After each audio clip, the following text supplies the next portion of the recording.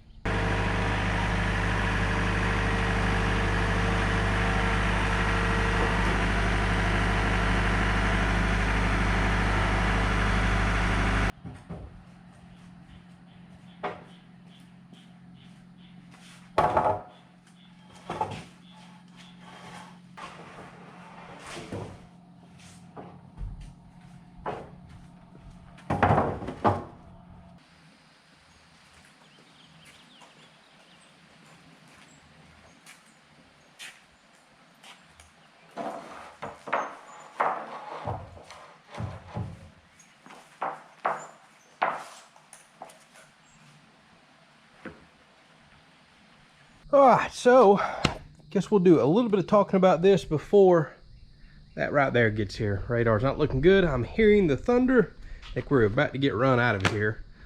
So we can at least go over what we're gonna do once the rain passes, if it passes at all today. So here is the front of the house. As you can see, we have 2 36-inch wide windows put together here, and I've spent the last hour trying to figure out how I'm gonna trim these out and put these together, and I finally discovered something. But there's a total of 4 windows here that make up what looks like 2. And then these are custom cut trapezoid windows up here as well. So I've got to get my dimensions correct. First of all, I want to make sure I've got the right angle at the top of those windows to match the truss. That's important to me, or the roof angle. I want that to look good to the eye. And I just discovered that you don't necessarily put boards in between these 2 windows. Again, I'm a new home builder. I was trying to figure out how you stack 2 windows together right here. There is something called a mole bar that I'm gonna have to go back to Lowe's and buy. It's a 1-inch wide bar that's designed to put 2 windows together. You have to do some trimming. So we're not worried about that right now as much as I am the opening that I need to make all this. These windows are 31.5 inches wide. They recommend do 32. So there is, they are 35.5 inches wide. They recommend you do the opening 36. And the mole bar is 1 inch wide. So long story short, to give me a little bit of leeway plus the mole bar and the way everything sandwiches together, I've got to do a 72.5 inch wide opening right here. It's taken me quite a while to figure that out. So whenever we put the windows together down the road, I'll show you what that is all about there. I'm Glad I looked that up though, because I do not want to be redoing these openings. All right, so as y'all can see, the plans say that we want to do headers out of 2x10. So I have already purchased that material. That is what is sitting back there on the ground. So we know that we're gonna have to build some relatively large openings here, and the engineer wants them very beefed up since this is gonna be a load bearing wall. I am trying to figure out my spacing in between these windows right now. I've already found dead center on the board that I have laying down over there. I'm just trying to figure out if I'm going to stack 2 to 3 2x6s in here. So just a lot of thinking right now before I start building to make for sure I have this laid out correctly. As far as all the other requirements from the engineer, it's going to be exactly like this wall back here. 1/2 inch Titan bolts, 32 inch on center, 12 inch on center studs. So we'll take care of all that. It's just all this layout right here is critical, and I need to get it right to make sure windows fit, everything's center of the house, angles are right, and it looks good. As far as over here, the engineered plans do not give spacing. This is the first spacing that they don't do. So again, I just found dead center of my bottom plates, and I've got to figure out how big I want to make that opening in between the windows here.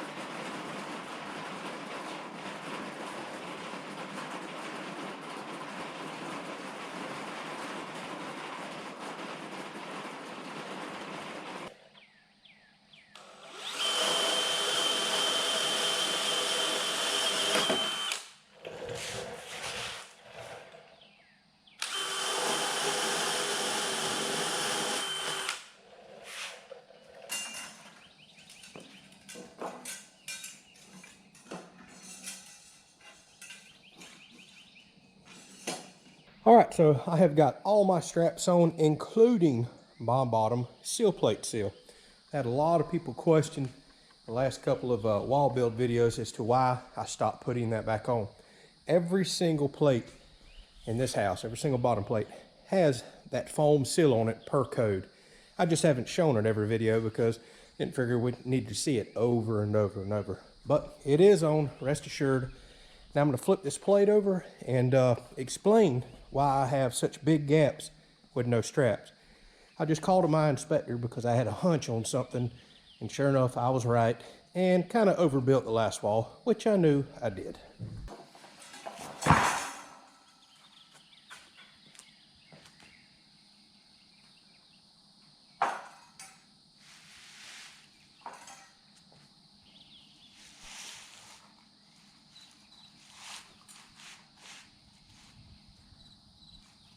All right, so everywhere you are looking at one of these metal straps is where a stud goes. And the reason I have these huge areas where there are no straps is because that is our very large window openings on both sides. And we'll have headers here, then trapezoid windows, more headers. We got a lot of work to do. But I got to thinking, I actually ran short on straps. I've got everything I need for studs, but I didn't have enough to go on the cripple studs that they're called that support the window sill. And I was like, you know, that's not an actual load bearing stud, has no uplift, has no load bearing, nothing. It's just there to support a window sill. So I called my inspector. I said, I'm short. Do I need to go to town to get more of those? Because in my mind, you don't need one of these straps on a cripple. And he said, absolutely not, you don't. I did them down there and I shouldn't have, and I thought about that a while back. That's why he's saying I did put a couple extra studs in. I didn't put them on. I was like, there is no way that you really need straps on studs that are just there to simply support a windowsill. And it turns out he backed me up, said I was correct, and that I could keep going this way. And we talked some more about strapping and a few other things. So I just want to explain, that's why I have these big gaps on this end, because there is a windowsill going to go in right there, and it really doesn't need all that uplift support from a strap. So now it's time to get these plates anchored down. I've got everything lined up, straps where they need to be, and we're gonna keep plugging away.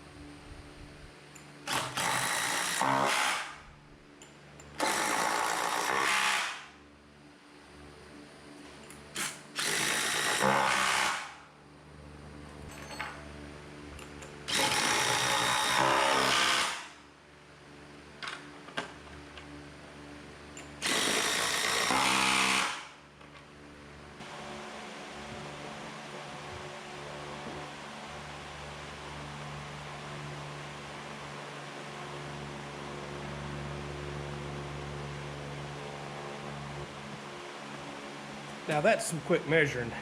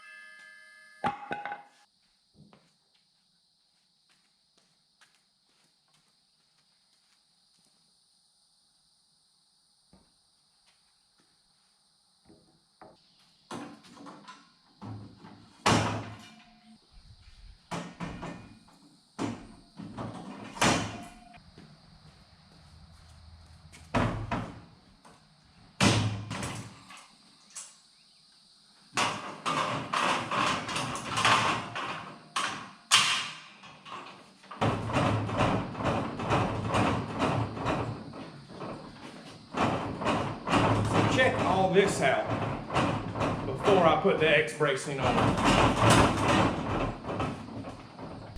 All right, now check out the difference. I don't remember who all suggested using ratchet straps, but quite a few people did. I was going to build something elaborate using pipes and bars, possibly even do cables and turnbuckles, but nowhere near that same amount of slop, racket, everything. Yeah, it's moving some, but nothing like it was. These make a huge difference, huge difference.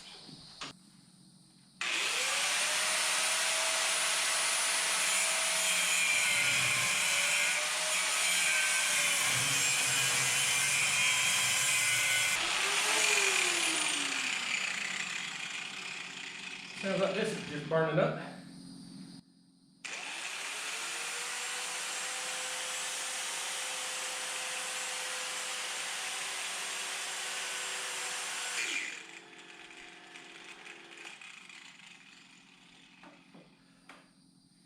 Well, this is a heck of a time for your tool to catch on fire. I guess you get what you pay for with a cheap Black & Decker tool. But I have got many years of use out of it. Why does it have to go out right now with me on the scaffold?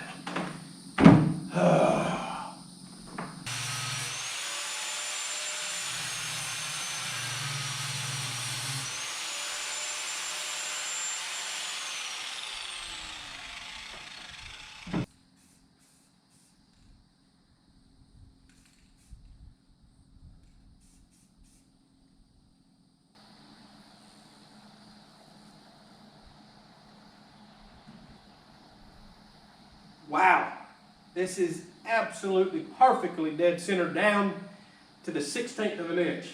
That's crazy. And once again, oh man, this laser measure is awesome. I don't have to sit here and fight with the tape and about fall off this thing. So quick and easy, got my measurements, I'm on. This is gonna save a ton of time over this entire house build. I love this. I still can't remember who recommended it, but thank you.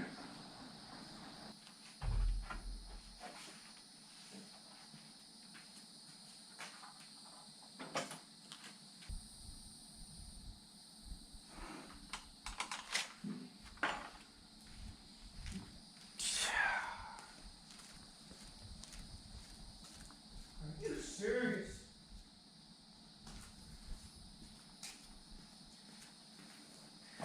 I gotta get it together. These YouTube people are gonna start wondering, I'm just a joke. Man.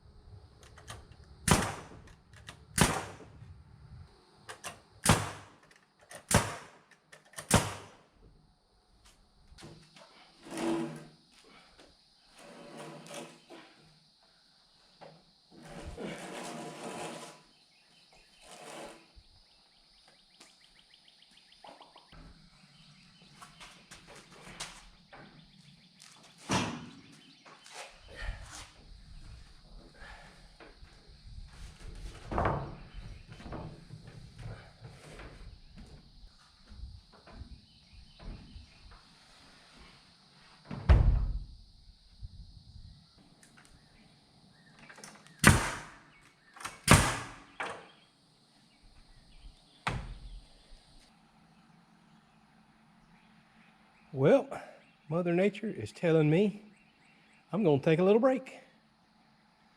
I'm gonna risk it and leave all my tools out here and hope that blows by quickly, but it does have some red and yellow in it on the radar.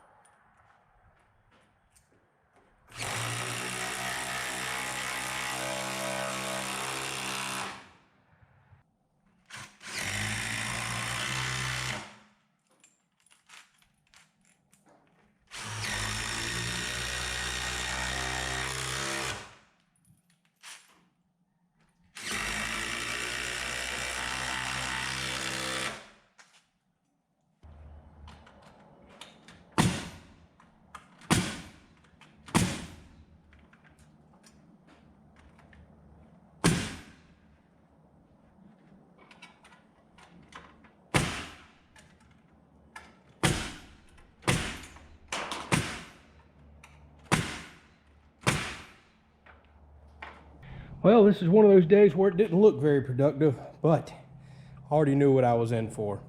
So the whole bottom plate's done, measured out. There is marks everywhere. Triple checked, and in case you haven't noticed, this is actually the second day just to get to this point. I had so many things come up unexpectedly and distract me yesterday, and ultimately I had to wait for Tiffany because we had to really sit down, measure, and decide the width of the windows, the size trim, what kind of gap we wanted in the middle. So I really wanted her to visualize that with me, because once it's up, it's up. So we've got all that figured out. Everything's laid out, bolted down, sealed. I have got these studs in on the end here, bolted in. They're holding up the double top plates. We got those up. That's always a challenge by myself. And I've also got plates nailed in on both sides.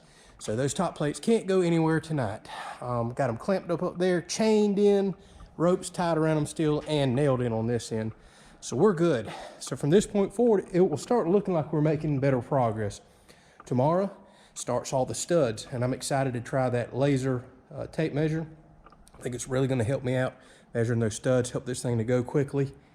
And we're gonna keep at it. I'm kind of looking forward, honestly, to building the big headers and everything else here, and visualizing the windows. Once we get those in, that's gonna look pretty awesome there. And I've got a lot of math and figuring out to do for the trapezoid windows, so it's gonna be interesting. It's gonna be a slow grind, but we're gonna do the best we can. Well, hopefully y'all enjoyed this episode. I know it's a lot of repeat stuff there, but like I said, I'm kind of excited about the windows and headers. This end's gonna look completely different. We got some different building to do, so it's gonna be fun. At least I think so. And I'm so happy to get off that other wall. Man, it was getting boring. So I'm looking forward to the challenge of building this wall right here. We'll catch you on the next video. Thank you so much for watching.